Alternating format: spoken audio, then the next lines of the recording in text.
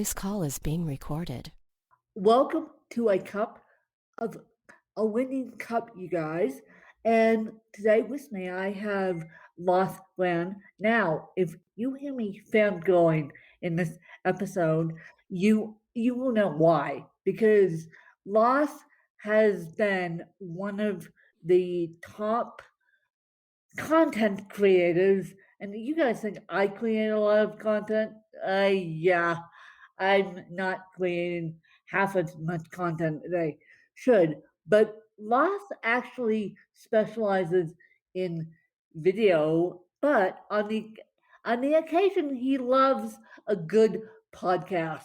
So we're going to be geeking out. Video, podcasting, you name it, he's pretty much done it.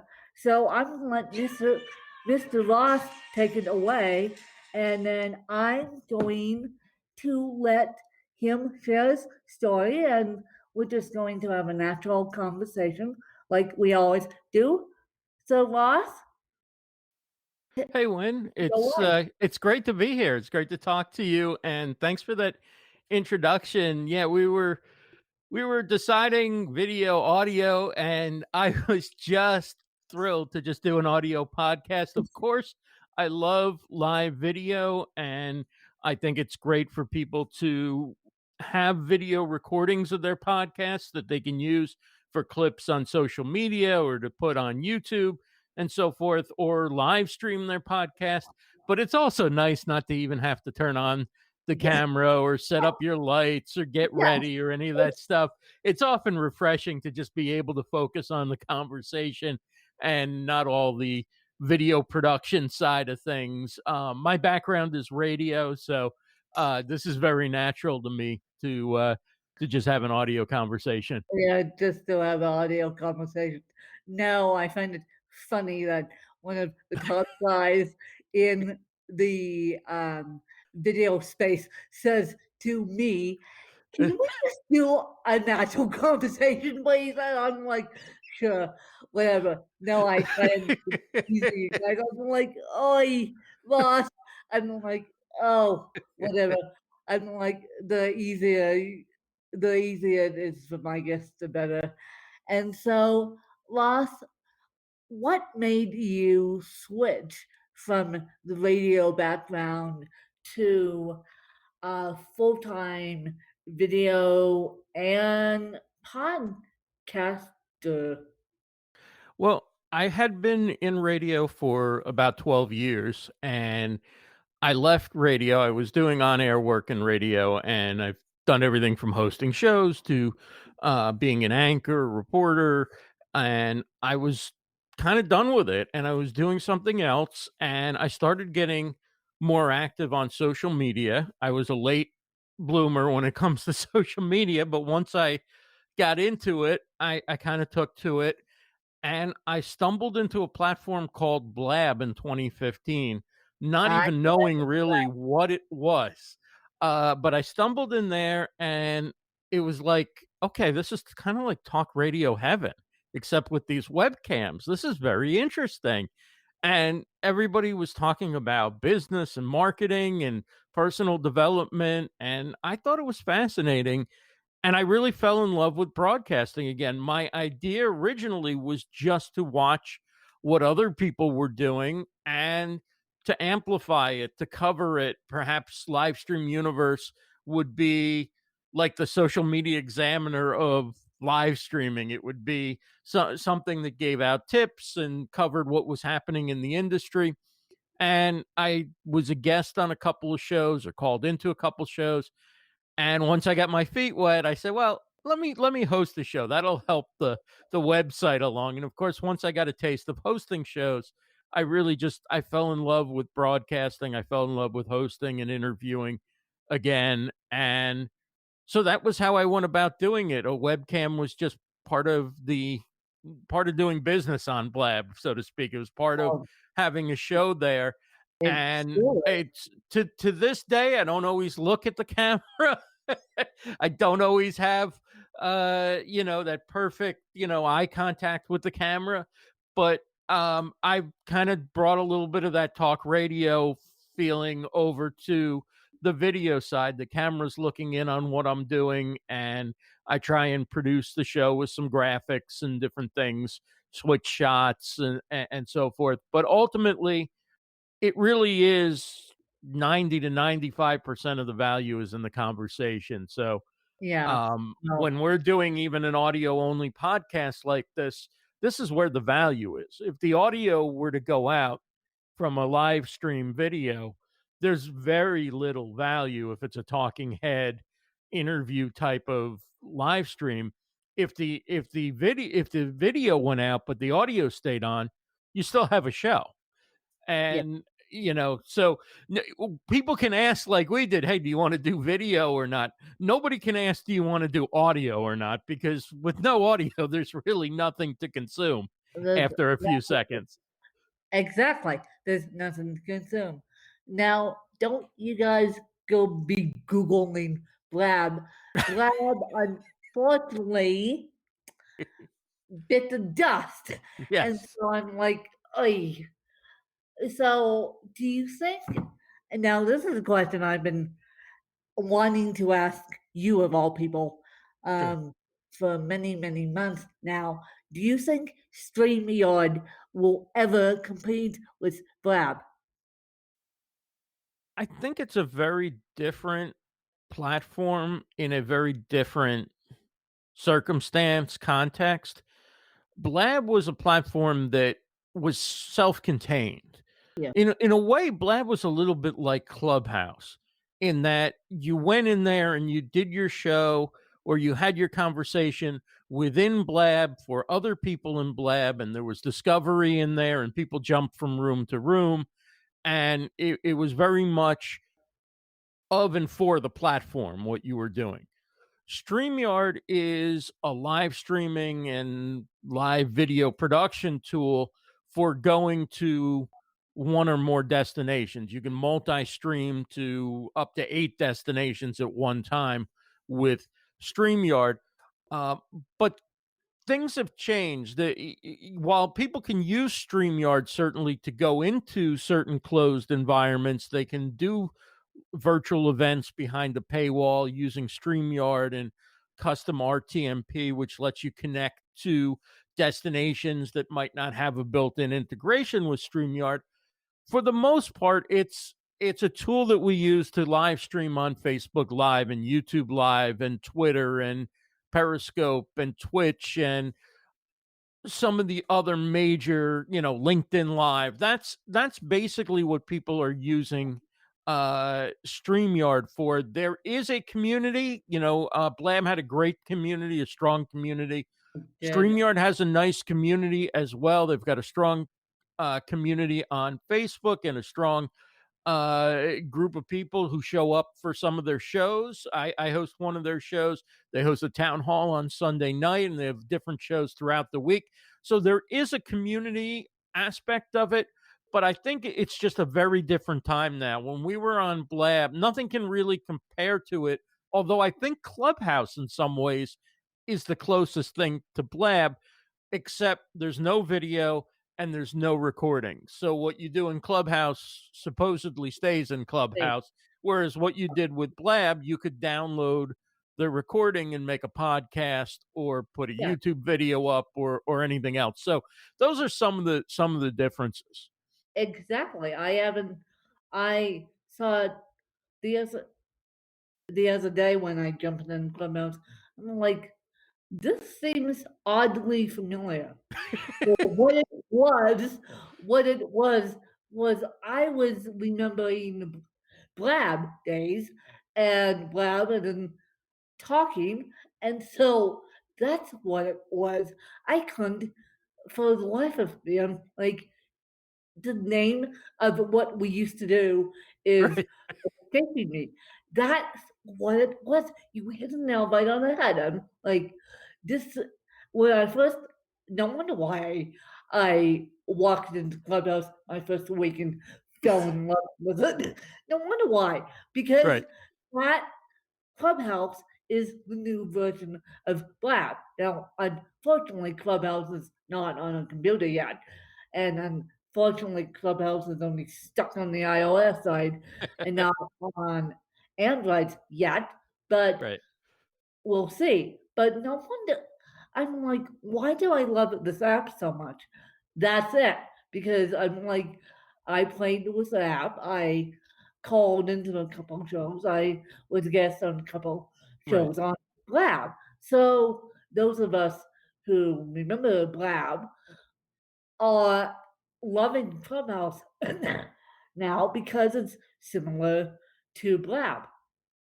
And with a phone, it's even easier. Now you could join a Blab from your phone, but Yeah. the experience was pretty much a computer experience. Whereas Clubhouse, you can literally be almost anywhere where you have an internet connection, cell coverage, and you can just jump on. And because it's not being recorded and there's no video, you just go in, you talk about what you want to talk about, or you listen. As a content creator, I have not spent a lot of time in there because I've always I've I like the idea of I have content from what I do that I can then put on social media and cut up and so forth. I get that there's good conversations and everything, but the great thing about Blab is there would be a show and you would get the recording from the show and then you would have this after show conversation which you would stop recording and people would just sit around and talk about things. Sometimes people would open up and talk more frankly than they would during the actual recording of the show and the live stream. And I think that part is where there's similarity with Clubhouse, but it's obviously very different too. And that Blab would be four people on camera, and then different people would jump in and out to continue the conversation.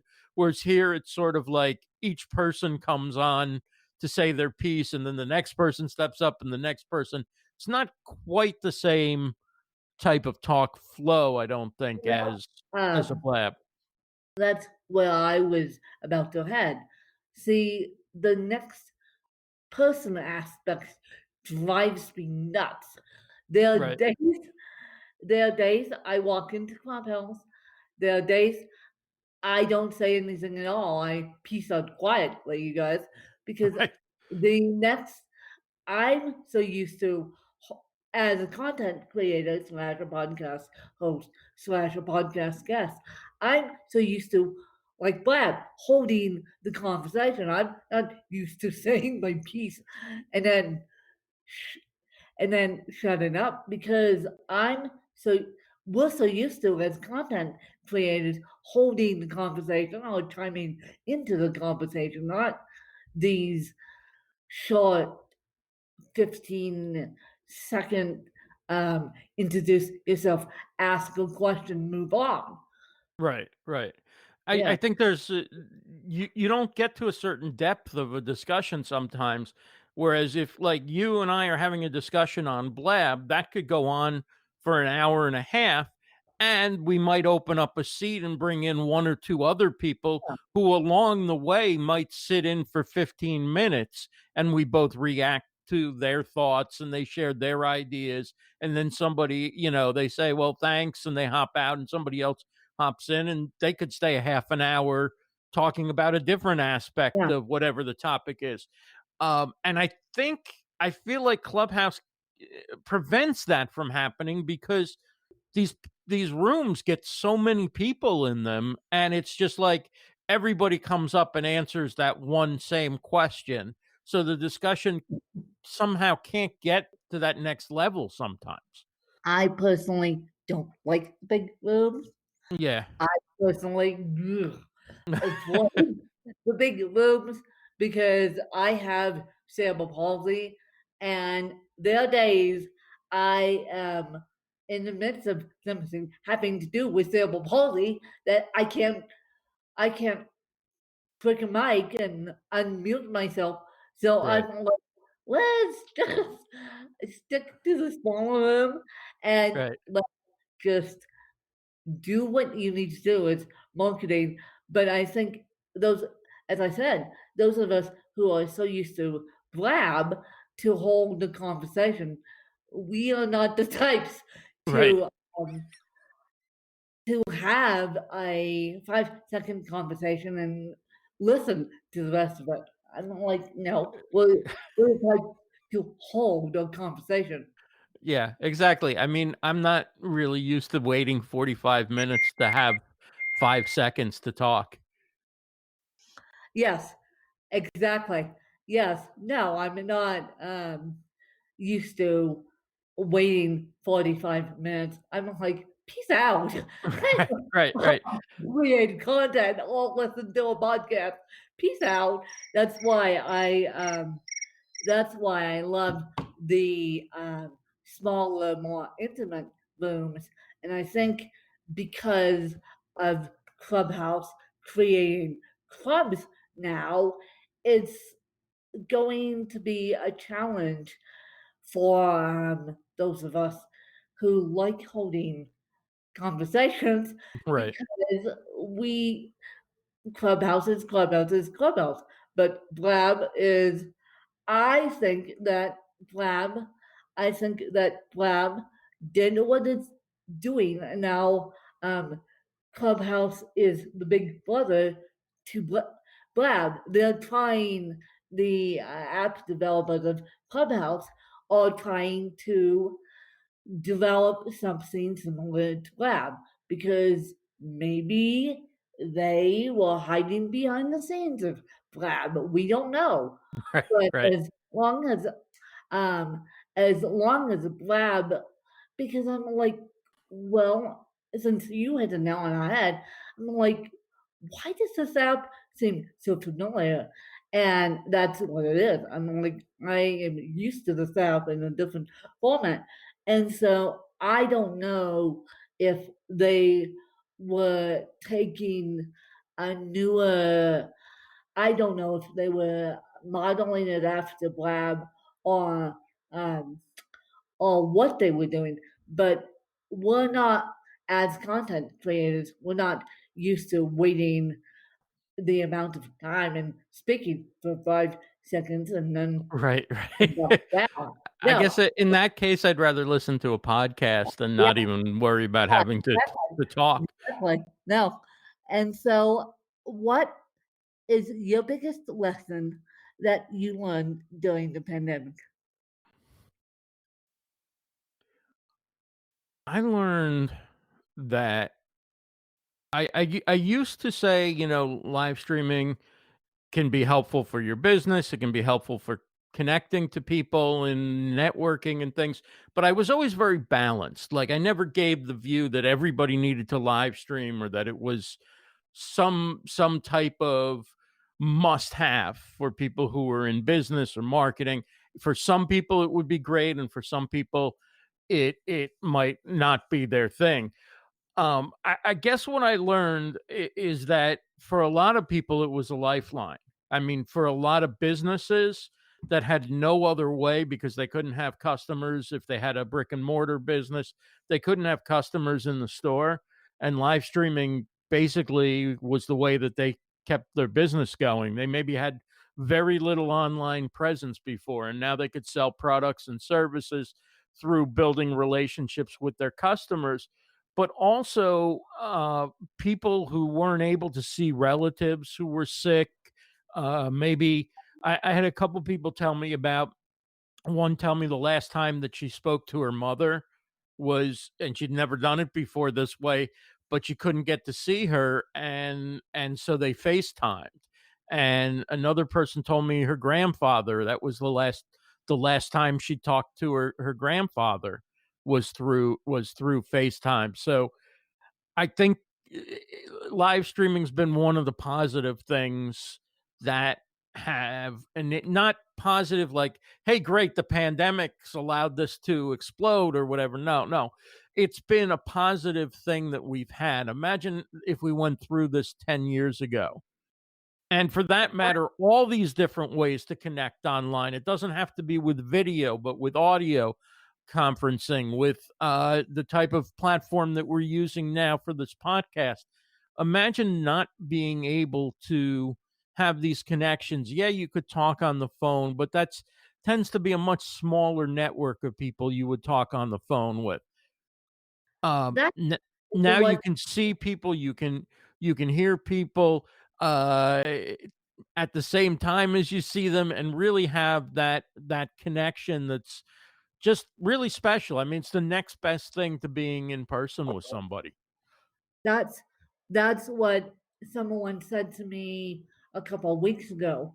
I podcasted, I don't know who's on Clubhouse. They go, well, if this happened in the 90s, we would all be up the creek without a paddle. Right, Because right. I don't know, because businesses were businesses were trying to learn this technology, and I know that they all learn Zoom. I mean, I could teach people Zoom in 2 seconds flat if I Right, felt right. like, and just because I have used it over the years, but people were so afraid of using Zoom, and now they're not. Yeah. I mean, the thing is, like, people would tell me, "Oh, I know you do this video stuff and you live stream and all that, but that's not for me. I don't wanna be online much, and I certainly don't wanna be on camera." And then after working from home and seeing what they're able to do, maybe it's have meetings, maybe it's have sales calls, maybe it's teach their class instead of being in front of the class in a physical classroom. And now they're saying, okay, what kind of microphone should I get? What kind of camera should I get? How can I set this up? I see a lot of possibility for working from home and for, saving from time commuting and just so many different ways that they can use it. It's like, yeah, but you said you'd never. Yeah, but now I see. I was forced to use it, and Yeah, now I see the potential in it. And there's just so many people who feel that way now, who but just otherwise never would have gotten that kick, I don't think, to get on it.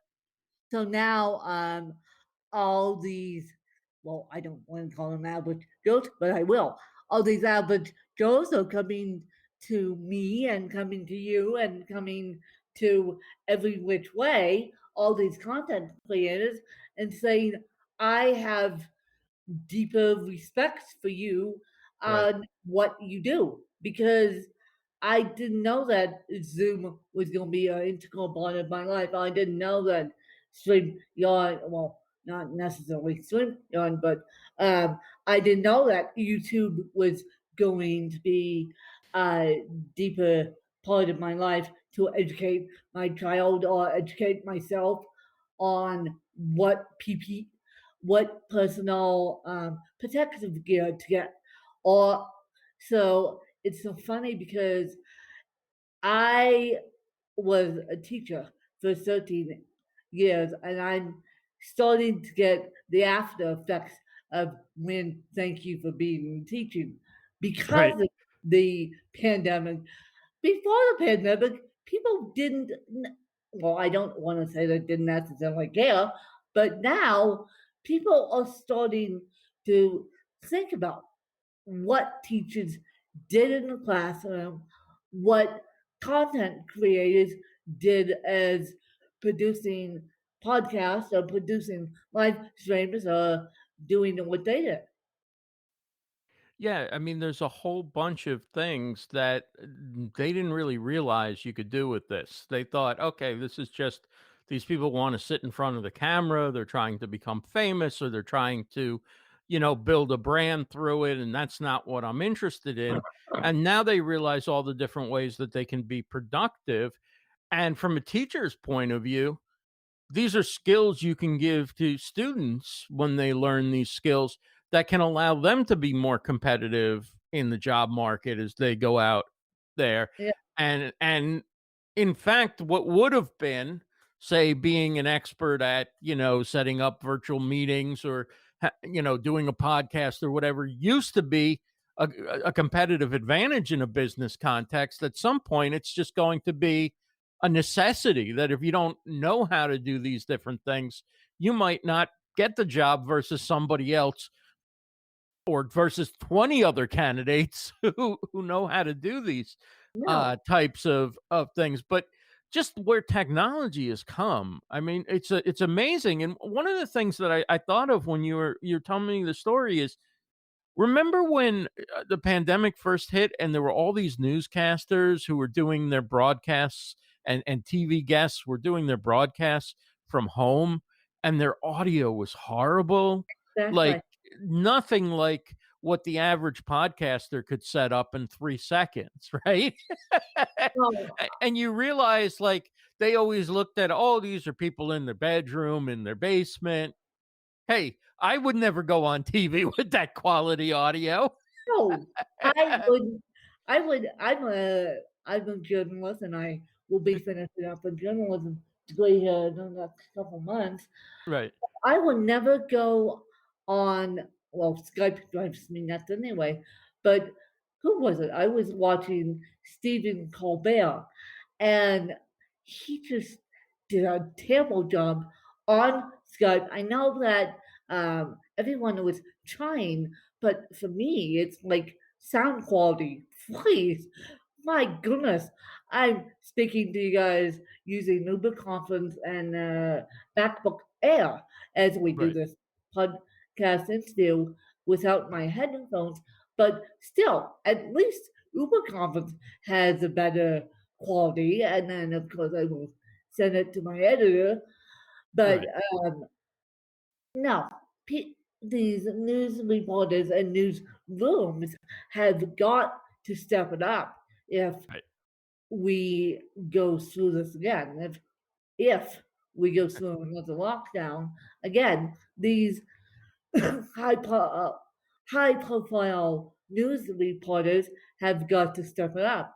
And now you guys are probably screaming at your iPhones saying, "Yes, Win, yes, Miss Journalist, we're trying to step it up."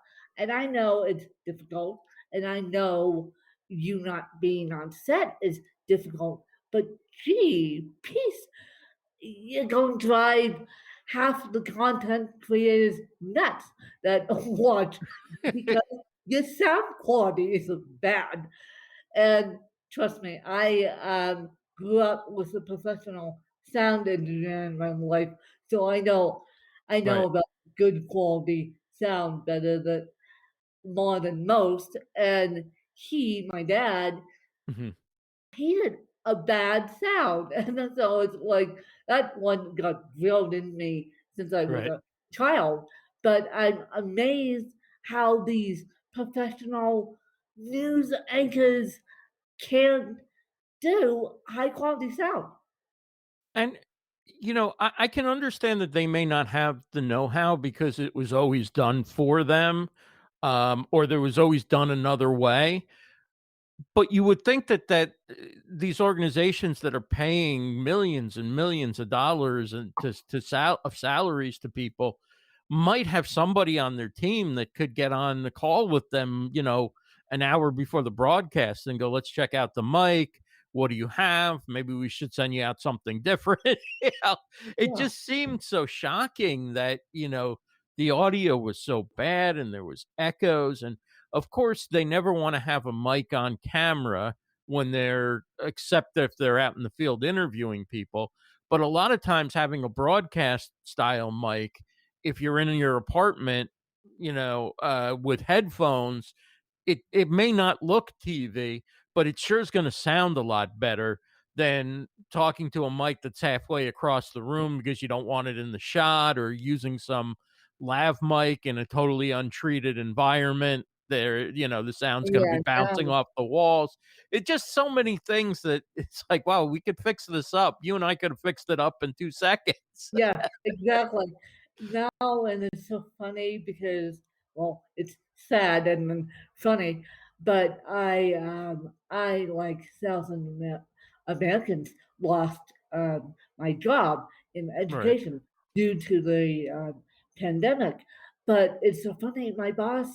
At the time, my boss and I are still friends.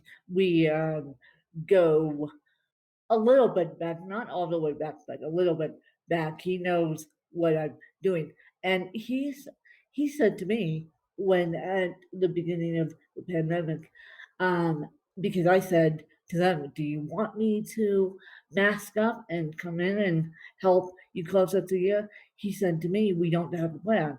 Well, unbeknownst to me, they were trying desperately to get on Zoom like every other classroom on the planet and setting up. I know this because I looked at the calendar and setting up teachers in service days um, to set up the teachers on Zoom. And I'm like, okay, if you guys would ask me, I will sat with each individual teacher and just did it did it individually for the whole day or however long it took. No. And I found out from one of my colleagues slash friends that teaching on Zoom was or is very, very difficult. And I'm like, yeah, because you people know, didn't ask me, number one, didn't ask any content creator, number one, how this works. People threw people into Zoom like there was no tomorrow. Why not ask a content creator, hey, Win, how does this work? Hey, boss, can you Right. come help us? Nope. Right. Right.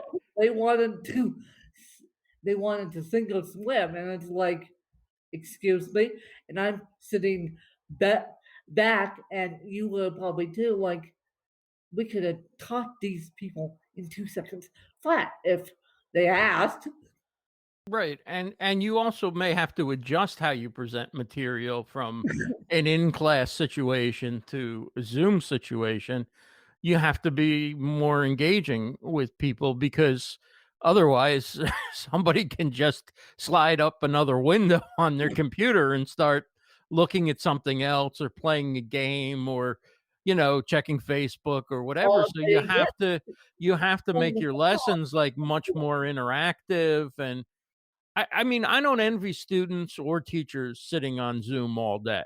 I really don't. I mean, you know what it's like when you're in a Zoom meeting with 30 people and there's just a fatigue that sets in after a while. It's like, "Ah, it's enough of this already." Never.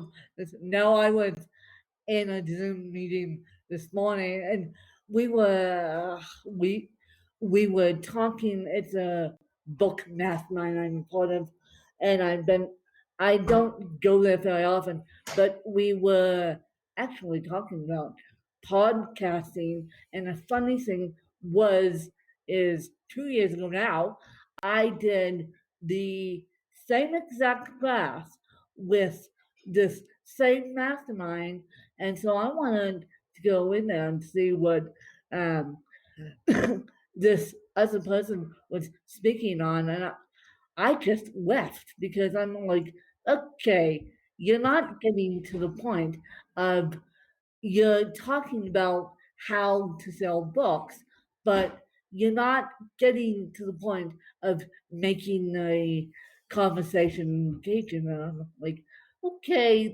Right. this hit the leave button. I'm like, this is not.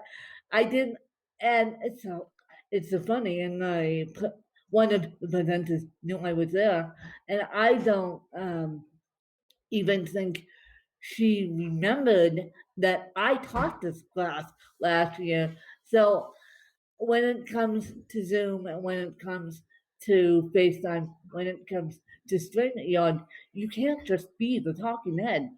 People are going to lose interest. Right, right, absolutely. You have to engage people, um, and that's why interview shows I've always enjoyed doing, because there's a natural engagement. You're having a conversation. I think it helps foster conversation in the chat. It helps keep the participants focused as the conversation goes back and forth.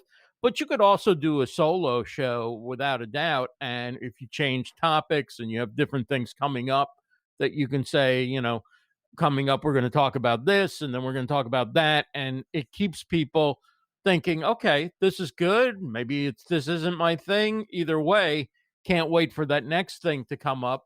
And then you can always take questions and do Q&A with the people who are watching on the chat on a live stream. Podcast is different unless you're recording it live, but still, people love the conversation, and they have to feel drawn in. If it's just a recitation of information without you bringing your personality or your own insights or something that you bring that's unique, that gets people thinking and gets them engaged. Ultimately, there's just so many choices online and in life right now. Even though we can't go anywhere, there's still, the online world is still so busy that it's just never been easier to just switch out of something the second you get bored and switch into something else, another podcast, another show, another Zoom meeting. There's always something going on that you can Yeah. jump to. There's always something going on. No, and nine nine times out of 10, people, in my case and in other content creators' case, people don't care if I'm talking about a personal update or interviewing you. They just want to hear me and make sure I'm okay. They just Right. want to make they people when other people say to people in general, they stick around for the host. I'm like, they do stick around. People don't believe that when I say it or when other people says it. They stick around for the host. And I do a little bit of video from time to time. I'm actually hosting, well, but not right now because it's on a little bit of a hiatus, but I'm picking back up my YouTube show. And believe it or not, I've been told that my YouTube show, in cooperation with a huge YouTube um, channel, picks up more views because it's me that is doing it. It's not, and because I already have a following, people want to stick around for me. Right. And people are like, they do. And I'm like, yeah, they do. And yeah, and people are amazed when I say I've been in the podcasting space for 10 years. They're like, what? With your disability, you've been in the podcasting space for over 10 years? I'm like, yeah. And so you got to make, my point being is you got to make the conversation engaging. Right. Thank you very much, because people don't have time to listen to an unengaging conversation. At least I don't. And so, Ross, where can people find you if they want to see you, quote unquote, and work with you? Because what now this I just gave you guys a taste of what Voss is doing, and I just gave you guys a taste just to see what you guys think. But where can people find you, and where can people get a hold of you if they want to work with you? Sure. The website is livestreamuniverse.com, and I'm also Livestream Universe on Facebook and on YouTube. Also, Twitter, DM me. That's a good way to get a hold of me, or just connect with me on any of the social channels and send me a message. It's at the letter I, Ross Brand on Twitter, Ross Brand1 on Instagram, LinkedIn. I'm there. Wherever you want to, just reach out and say hello or message me through the website. And also, I host StreamYard Connect every Wednesday, 2 p.m. Eastern. And that's on the StreamYard Facebook page and the StreamYard YouTube channel. So if you're around at 2 in the afternoon on the East Coast, or 11 in the morning on the West Coast of the US, or anywhere around the world, feel free to join us, learn a little bit about what's going on with StreamYard. But we also talk about a variety of different subjects. This week, we're going to talk about text-based editing for video. So instead of cutting the video at the clips and watching each clip, you go to the text and you assemble your video based on the text that you want, and it puts the video clips together. So I'm looking forward to learning about that. Never done that before. And I, that's what we're going to talk I about this week. I am sure I may have too. When I get my life organized, I may have to sneak in as an audience member just to support and maybe pick up a couple tips there and there. More for support you guys than picking up tips. But Would it's love to all have you. to learn from the big guys, and it's always nice to learn from skills that I don't know and skills Right. that help me. And Ross, I know you have a couple questions for me. Sure. So in 10 years of podcasting, what's changed the most for you from when you started 10 years ago to now in terms of how you go about doing an episode or marketing or promoting? In some aspect, things must have changed a lot. The technology's changed. What's something that you feel has changed a lot from when you started until now? Well, when I started, I two things. When I started, I wasn't that good at marketing it because I was afraid to talk about cerebral palsy. So, Mhm. but now, 10 years later, I'm like, sign me up. Sign me up. I'll post in any Facebook group, get in any clubhouse room, small ones, not the big ones, though, but I'll get and just state my piece. And because of Clubhouse, people have now followed me and want to hear what I have to say, and they have taken it over to the podcast.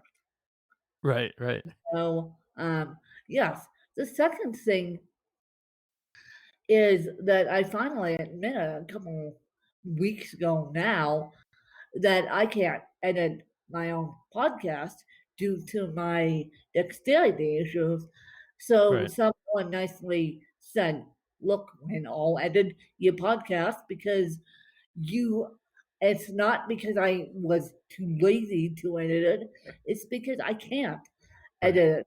So I'm like, fine, you edit my podcast. I'll do what I do best.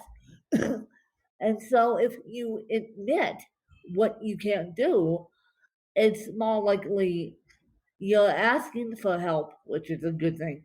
And then never you'll be surprised of who says yes and who says no.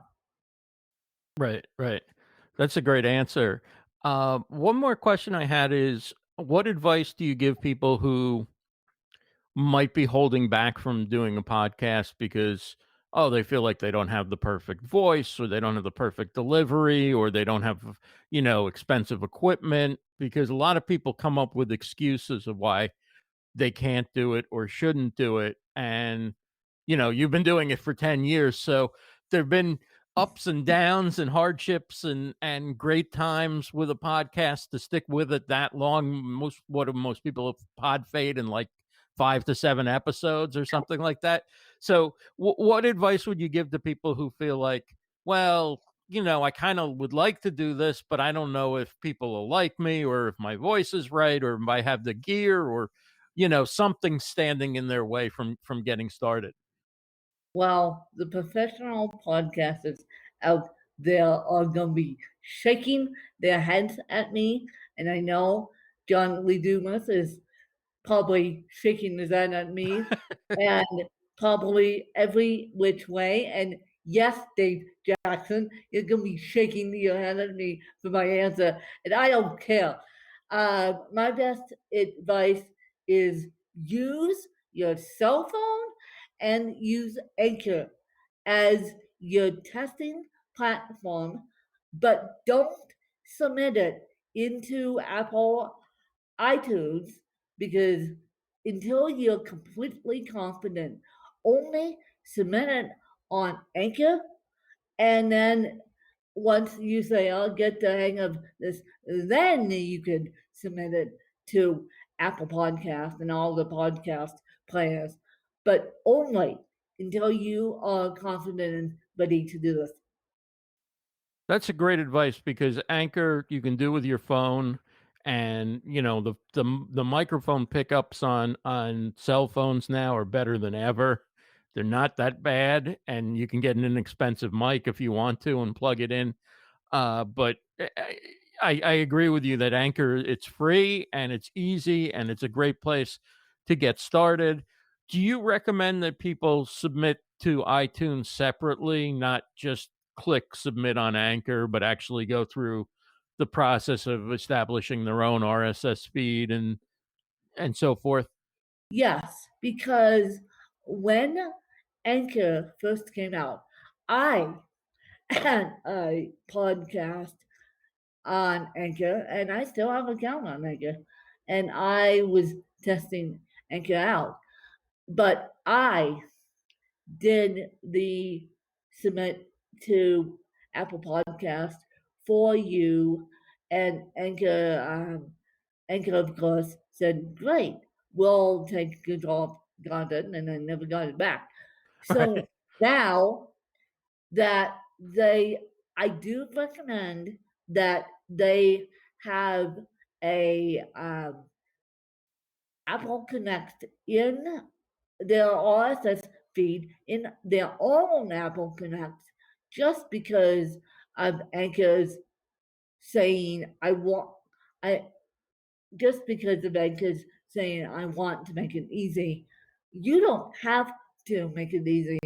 If you want to see your download stats, particularly in Apple and now Spotify, you're going to have a problem if you submit it to Anchor, and you're going to have a problem because you won't see the algorithms. And so I would recommend Anchor is a great platform. Yes, the big professional broadcasters say no, but Win is on the fence of Anchor is a great platform if you use it wisely.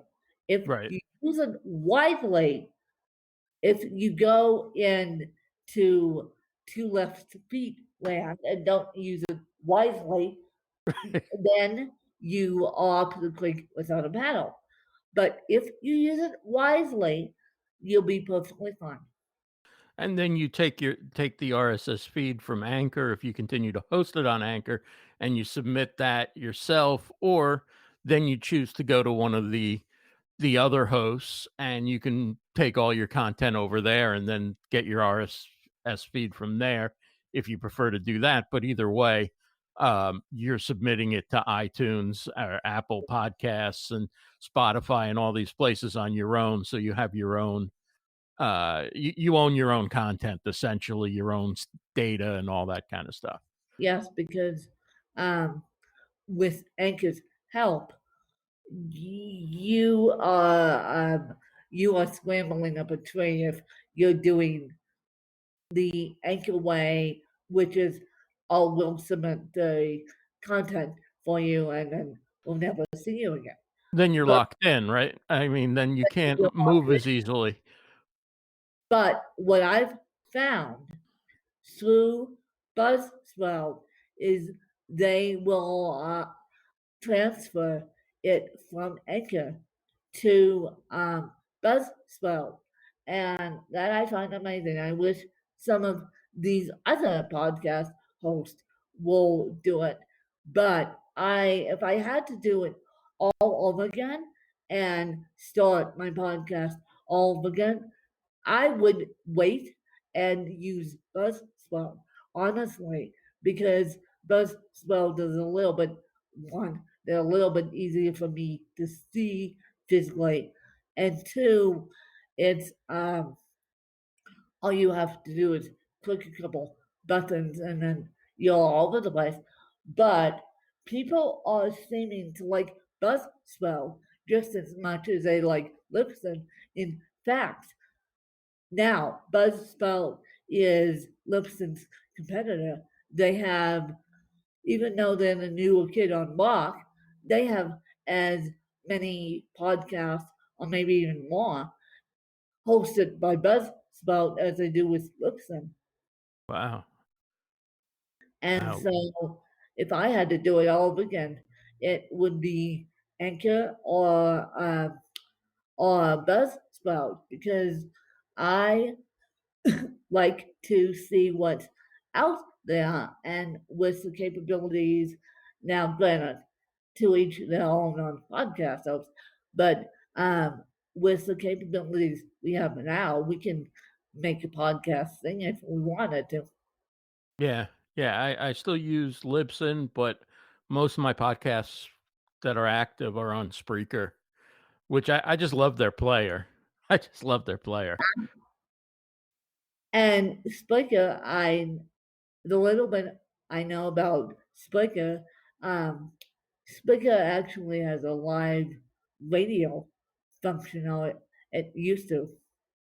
Yeah, they did have a live audio. I assume they still do. I think I still get notifications when people who I follow go live, which is Well, kind of cool. And you can also like download their app on your phone and actually just record yourself. You can record your podcast using their, I don't know whether if you call it software or what, but you can also download some desktop stuff, I think.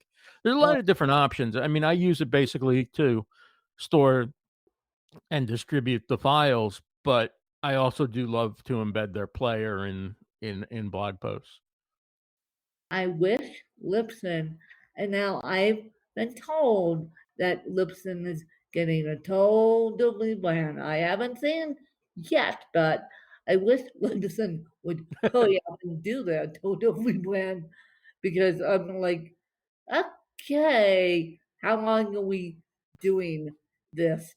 I Right, haven't seen what they're doing, but I just have to wait and see and be patient like everyone else. right, right.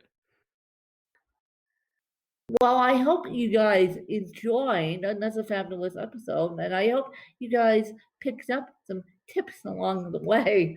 That's my hope, you guys. And I will see you guys next week on another fabulous episode.